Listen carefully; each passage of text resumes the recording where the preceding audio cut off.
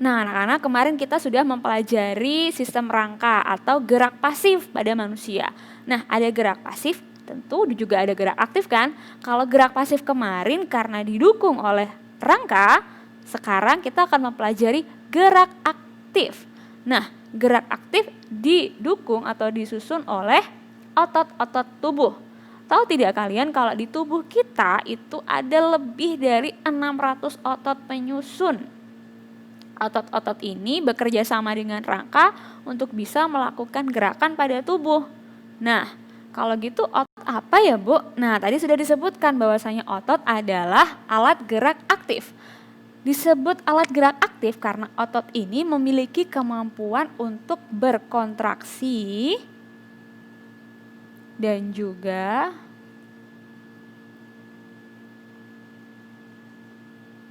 berelaksasi. Berkontraksi itu bagaimana, Bu? Coba kalau kalian bayangkan kalian sedang marah, lalu kalian mengepalkan tangan. Kalian cek bagaimana tangan kalian atau kepalan tangan kalian akan mengeras bukan? Atau misalnya mau menunjukkan otot pada lengan, lalu kalian angkat seakan-akan menjadi seorang binaragawan. Gitu. Coba dipraktekin. Apa yang terjadi dengan otot pada lengan atas? Akan mengeras kan?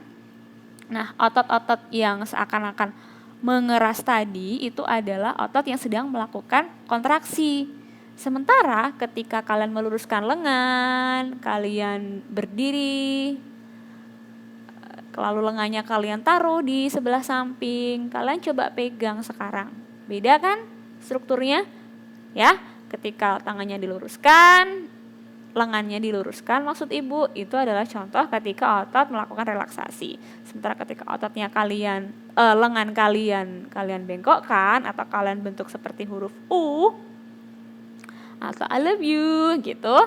Nah, itu contoh ketika otot melakukan kontraksi. Kita pelajari dulu sifat-sifat utama otot. Ada apa saja, Ibu? Sifat utama otot ini ada 4, anak-anak. Pertama adalah kontraktibilitas. Ini adalah kemampuan otot untuk melakukan kontraksi. Kontraksi tadi bisa terbayang ya? Sudah ya? Jadi kontraksi itu ketika otot sedang bekerja. Lalu yang kedua adalah eksitabilitas. Exit bukan berarti keluar. Exit di sini adalah kemampuan otot untuk menanggapi rangsangan. Menanggapi rangsang. Jadi misal ketika otot itu diberikan rangsangan berupa dopamin gitu ya. Kalau pernah dengar ada atlet yang digagalkan juaranya atau didiskualifikasi karena melakukan doping. Nah, itu supaya mereka bekerja dengan maksimal, mereka seakan-akan tidak lelah ototnya, itu diberi dopamin. Nah, itu salah satu contoh ketika otot itu menanggapi rangsang, ototnya jadi tidak mudah lelah. Lalu yang ketiga adalah ekstensibilitas, dari kata ekstensi. Pernah dengar ada ekstensi rambut? Nah, rambutnya dipanjangin, dikasih extension, dikasih tambahan rambut supaya kelihatan panjang. Nah, ini juga artinya adalah memanjang. Jadi otot itu juga bisa memanjang, anak-anak. Lalu yang keempat adalah elastisitas. Dari kata dasarnya elastis, nah otot ini bisa di stretch atau bisa ditarik dan juga bisa dipadatkan. Jadi seperti karet gitu bayangannya. Nah, bukan berarti karet yang ditarik-tarik gitu ya, tapi otot ini bisa berkontraksi dan berrelaksasi tadi. Jadi dia bisa memanjang dan memendek ukurannya. Nah, dalam tubuh struktur otot itu terbagi menjadi 3 jenis, anak-anak. Jadi tubuh kita itu ada 3 jenis otot yang menyusun. Yang pertama adalah skeletal muscle. Nah, skeletal muscle ini kalau di bahasa Indonesia kan adalah otot rangka. Atau dikenal nama lainnya adalah otot lurik. Otot lurik. Nah, kenapa namanya otot rangka, Bu? Karena otot ini ditemukan pada rangka. Jadi kalau nanti ketiga jenis ini, otot ini berbeda-beda berdasarkan lokasi di mana otot ini bekerja atau berada. Nah, juga kenapa disebut dengan otot lurik? Karena bentuknya lurik-lurik ini. Kalau dilihat ada yang hitam, ada yang tidak, ada yang garis-garis. Kalau misalnya di Jawa itu ada namanya ular lurik. Nah, ini bergaris-garis kayak zebra cross gitu ya. Lalu yang kedua adalah otot polos atau smooth muscle ini disebut dengan otot polos. Hah, polos Bu? Maksudnya? Ya, karena dibandingkan dengan otot rangka tadi, otot polos ini tidak ada bentuk luriknya. Tidak ada struktur yang garis-garis lurik tadi gitu. Nah, struktur ciri khas lainnya, otot ini bentuknya seperti gelendong, dorayaki atau seperti kapal. Nah, ini bagian tengahnya bulat, lalu ujungnya mengecil. Lalu yang ketiga ini adalah otot kardiak muscle. Kardiak adalah otot jantung. Sesuai namanya ya, berarti otot ini ditemukan di mana? Ada di jantung anak-anak. Strukturnya bagaimana, Bu? Nah, setelah ini kita akan pelajari langsung perbandingan dari ketiga jenis otot ini apa saja sih? Nah, Ibu akan tuliskan dalam bentuk review. Jadi langsung singkat padat jelas. Otot lurik sesuai dengan letaknya dulu aja ya. Letaknya di mana Bu ditemukan? Tadi otot lurik itu melekat pada rangka. Nah, supaya tidak menunggu lama Ibu tulis lengkap dulu ya. Jadi dari 3 jenis otot ini ditemukannya beda-beda. Kalau otot lurik atau otot rangka nama lainnya, nah ditemukan pada rangka. Lalu untuk gampangnya ingat aja otot jantung, berarti otot jantung ditemukan di dinding jantung. Lalu dari selain ini di mana Bu berarti? Selain rangka sama jantung, sisanya itu pada dinding-dinding organ dalam. Organ dalam apa saja Bu? Misal organ pencernaan, berarti di usus, di lambung, di tenggorokan, di organ ekskresi, ginjal, hati. Nah, ditemukan di organ-organ dalam adalah otot polos. Lalu selanjutnya bagaimana dengan jumlah intinya? Untuk otot lurik ini sesuai dengan kita lihat aja ya di sini strukturnya. Ini yang menonjol ini adalah inti, digambarkan sebagai inti anak-anak. Intinya ada berapa? Kalau dilihat ada banyak kan? Ada lebih dari 1.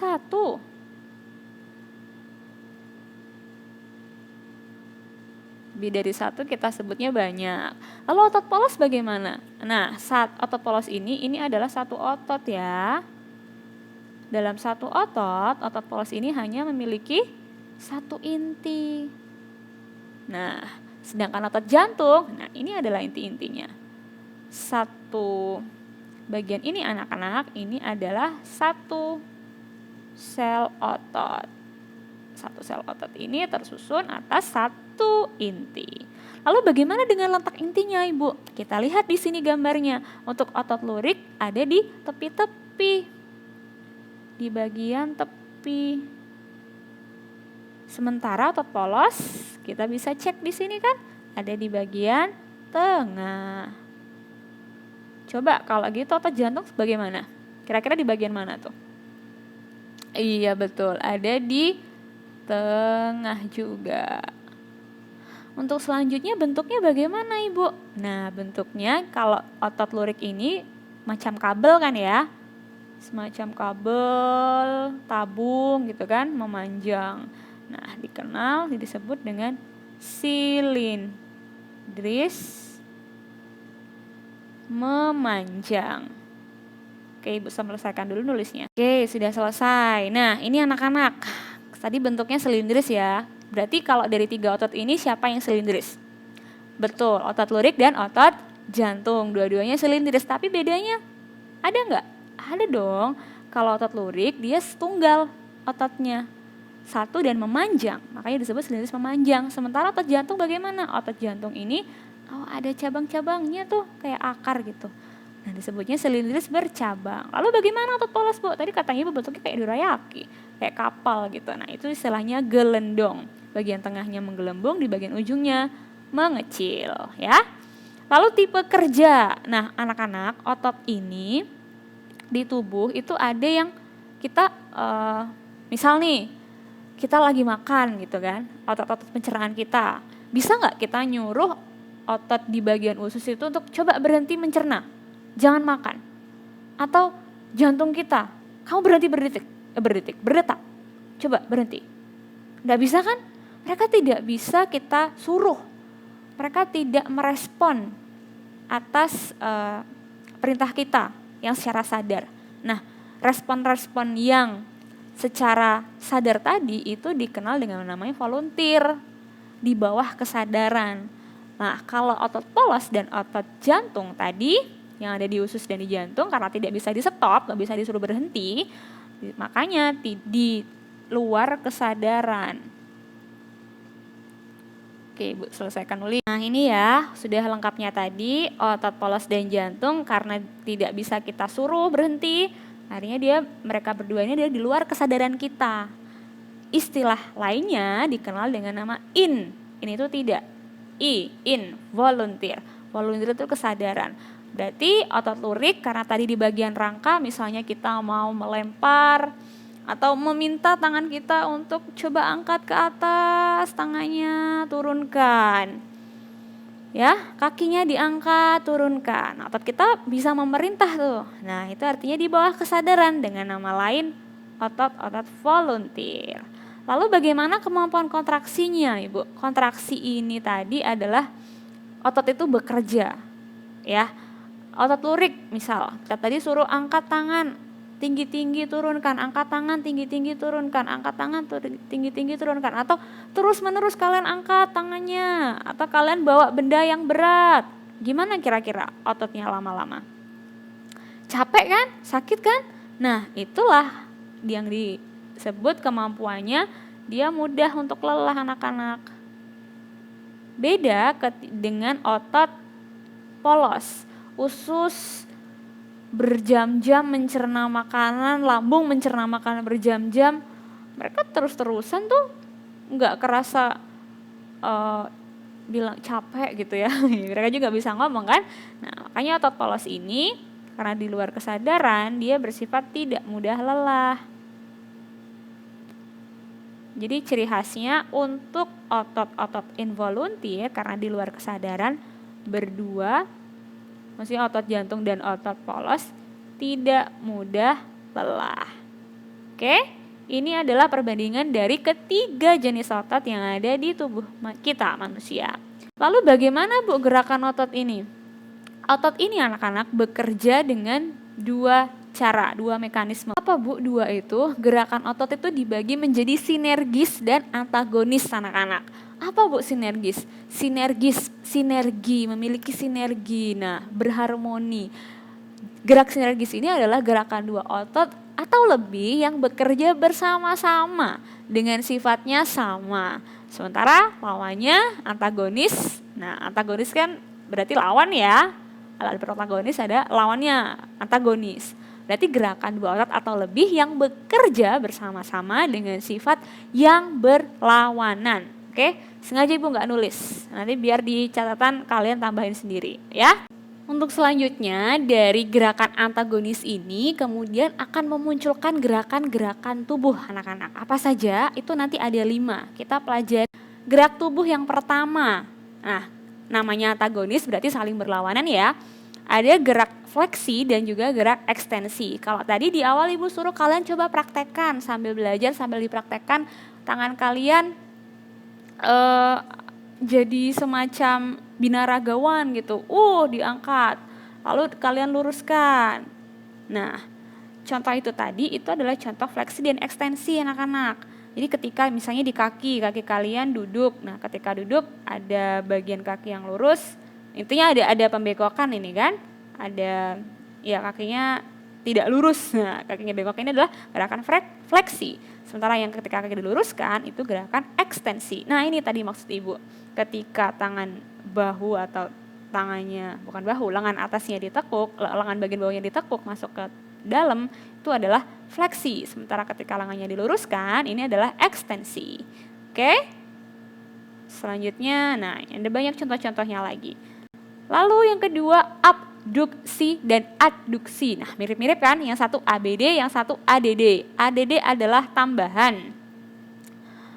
menambahkan, add dari bahasa Inggris. Nah, kalau di tubuh, adduksi ini gerakan yang mendekati sumbu tubuh anak-anak. Kalau sumbu tubuh tuh yang mana, Bu? Ini tubuh ya. Jadi ketika upacara tangannya lurus gitu, sejajar dengan jahitan baju. Nah, itu adalah adduksi. Sementara ketika lengannya direnggangkan sampai ke atas itu atau sampai sini aja itu udah abduksi. Jadi abduksi itu yang menjauhi sumbu. Nah, kalau tangannya dibuka, ditengadahkan dan dibuka, direnggangkan jari-jarinya itu juga abduksi. Oke, selanjutnya yang ketiga, depresi dan elevasi. Kalian pernah dengar atau coba dengar kata-kata depresi kan? Depresi itu orangnya gimana biasanya? Cenderung murung gitu kan, menekukkan wajah, kepala. Nah, itu adalah contoh dari depresi. Sama dengan ketika melakukan gerakan depresi, dia murung, menurunkan. Nah, kalau elevasi itu kan elevator, membawa naik ke atas. Jadi menundukkan kepala itu depresi, mengadahkan kepala, mengangkat kepala adalah elevasi. Bahu juga sama, ketika kita berdiri biasa gitu, relax, itu adalah contoh depresi. Wah, setiap hari kita depresi dong, Bu. Enggak juga. Lalu kalau nggak tahu tuh, kita angkatkan bahunya, itu elevasi. Sama ketika kita tadi orang depresi gitu ya, jadi sambil murung, sambil ngelamun, sambil turun ke bawah, membuka mulut, itu adalah gerakan depresi juga, diturunkan rahang mulutnya. Oke? Keempat selanjutnya, pronasi dan supinasi dari kata pro. Pro itu yes. Oke, gimana kalau pro? Kita sama-sama ya, ayo kumpulkan tangan gitu kan. Ho ho ho hore. Gimana ya ngebayangin? Jadi kalau tangannya kayak misalnya ibu guru nih.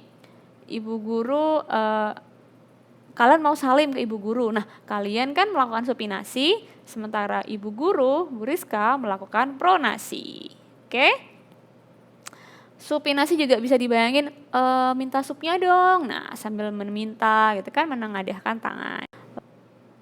Nah, yang selanjutnya terakhir ini adalah gerakan inversi dan eversi.